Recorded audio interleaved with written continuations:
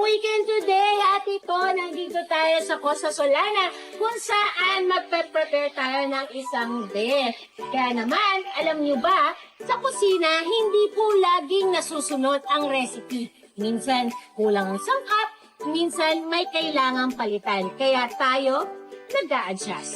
Naisip ko, ganito rin sa buhay. Hindi laging ayon sa plano. Pero may paraan para may tamang timpla.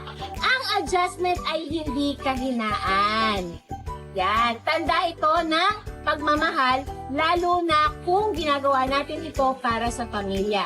Dahil sa huli, ang tunay na sarap ay syempre galing sa eksaktong sukat, pusong marunong umunawa, at syempre pusong marunong mag-adjust. Ayan, kaya naman itong ating recipe for today ay i-adjust natin, ano?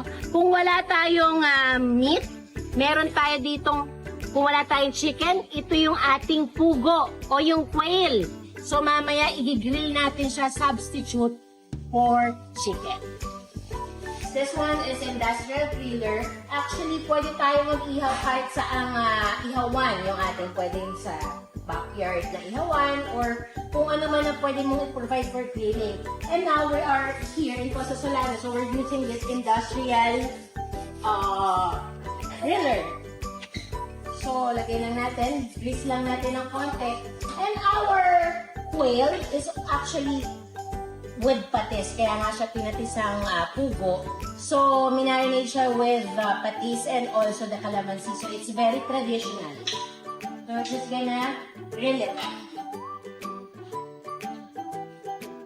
So, pag tapos na tayo mag-grill, of course, we need to plate it, no? So, for plating, ito lang yung ating pinatisang quail.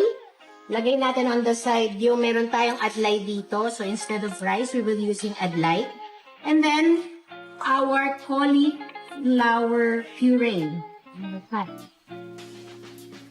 Meron tayong lettuce, bedded ng ating quail.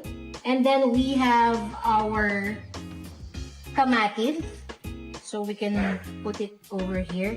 And then put our parsley over there. And we have now the pinatisang pugo.